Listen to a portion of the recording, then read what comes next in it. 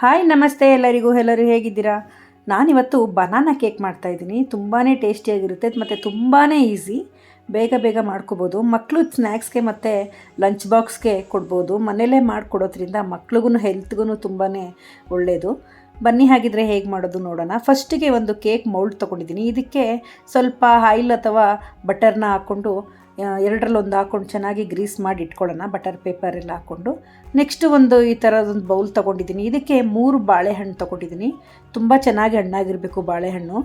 3 ಬಾಳೆಹಣ್ಣು ತೊಗೊಂಡು ಇದನ್ನು ಚೆನ್ನಾಗಿ ಸ್ಮ್ಯಾಶ್ ಮಾಡ್ಕೊಂಡಿದ್ದೀನಿ. ಅದಕ್ಕೆ ಒಂದು ಅರ್ಧ ಕಪ್ಪಷ್ಟು ಸಕ್ಕರೆ ಹಾಕೋತಾ ಇದ್ದೀನಿ. ಮತ್ತು ಒಂದು 1/4 ಕಪ್ಪಷ್ಟು ಬಟರ್, ಮೆಲ್ಟೆಡ್ ಬಟರ್ ಹಾಕ್ಕೊಂಡಿದ್ದೀನಿ. ಬೇಕಿದ್ದರೆ ಆಯಿಲ್ನು ಕೂಡ ಹಾಕೋಬೋದು, ಎರಡರಲ್ಲಿ ಒಂದು ಹಾಕೋಬೋದು. ಇದನ್ನು ಸ್ವಲ್ಪ ಚೆನ್ನಾಗಿ ಈ ಥರ ಒಂದು ಮಿಕ್ಸ್ ಮಾಡ್ಕೊಳ್ಳೋಣ.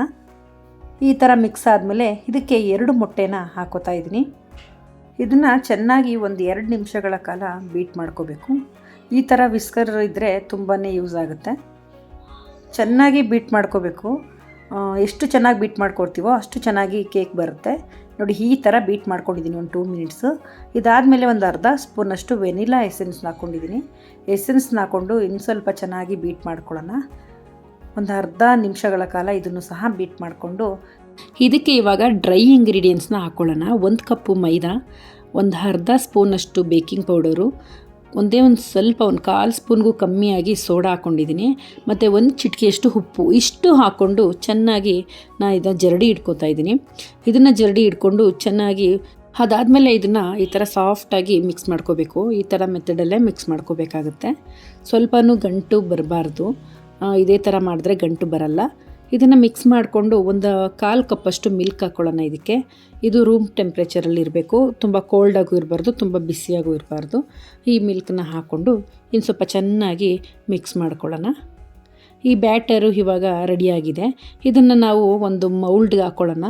ಆವಾಗಲೇ ನಾವು ಆಯಿಲ್ನ ಗ್ರೀಸ್ ಮಾಡಿಟ್ಟಿದ್ವಲ್ಲ, ಆ ಮೌಲ್ಡ್ಗೆ ಇದನ್ನು ಸೇರಿಸ್ಕೊಳ್ಳೋಣ. ನೀಟಾಗಿ ಮಿಶ್ರಣನ ಸೇರಿಸ್ಕೊಂಡು ಚೆನ್ನಾಗಿ ಒಂದು 2 ಸರಿ ಟ್ಯಾಬ್ ಮಾಡಬೇಕು. ಇದನ್ನು ಓವನ್ ಇಲ್ಲ ಅಂತಂದರೆ ಕುಕ್ಕರಲ್ಲೂ ಕೂಡ ಬೇಕ್ ಮಾಡ್ಕೋಬೋದು. ಇದನ್ನು ಕುಕ್ಕರ್ನ ಫಸ್ಟಿಗೆ ಫ್ರೀ ಹೀಟ್ ಮಾಡ್ಕೋಬೇಕು, ಆಮೇಲೆ ಇದನ್ನು ಬೇಕಿಂಗ್ ಇಡಬೇಕು. ನಾನಿವಾಗ ಓವನ್ನ ಒಂದು 10 ನಿಮಿಷಗಳ ಕಾಲ ಫ್ರೀ ಇಟ್ಕಿಟ್ಟಿದ್ದೆ. ಇವಾಗ ನಾನು 170 ಡಿಗ್ರಿ ಟೆಂಪ್ರೇಚರಲ್ಲಿ ಒಂದು 40 ಮಿನಿಟ್ಸ್ವರೆಗೆ ಬೇಕಾಗಲಿಕ್ಕಿಟ್ಟಿದ್ದೆ. ಬೇಕಾಗಿದೆ. ಬೇಕಾದಮೇಲೆ ತುಂಬ ತಣ್ಣಗಾಗಿರಬೇಕು. ಪೂರ್ತಿ ತಣ್ಣಗಾದ್ಮೇಲೆ ನಾವು ಕೇಕ್ನ ಮೌಲ್ಡಿಂದ ಆಚೆ ತೆಗೆದು ಇದನ್ನು ಕಟ್ ಮಾಡ್ಕೋಬೇಕು. ಬಿಸಿ ಇದ್ದಾಗೆ ಕಟ್ ಮಾಡ್ಕೋಕ್ಕೆ ಹೋಗ್ಬೇಡಿ, ಅದು ನೀಟಾಗಿ ಬರಲ್ಲ.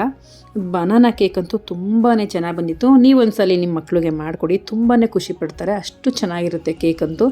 ಈಸಿಯಾಗಿ ಮನೇಲೆ ಕೆಲವೇ ವಸ್ತುಗಳಿಂದ ಸ್ವಲ್ಪ ಸಾಮಾನಿದ್ರೆ ಸಾಕಿದ್ದಕ್ಕೆ ಬೇಗನೆ ದಿಢೀರ್ನೇ ಆಗಿಬಿಡುತ್ತೆ. ತುಂಬಾ ಚೆನ್ನಾಗಾಗುತ್ತೆ. ಟ್ರೈ ಮಾಡಿ ಹೇಗೆ ಬಂತು ಅಂತ ಕಮೆಂಟ್ ಮೂಲಕ ನನಗೆ ತಿಳಿಸಿ ಅಂತ ಹೇಳ್ತಾ ಈ ವಿಡಿಯೋನ ಇಲ್ಲಿಗೆ ಮುಗಿಸ್ತಾ ಇದ್ದೀನಿ. ಮತ್ತೆ ಮುಂದಿನ ವಿಡಿಯೋಗಳಲ್ಲಿ ಸಿಗೋಣ. Thank you for watching.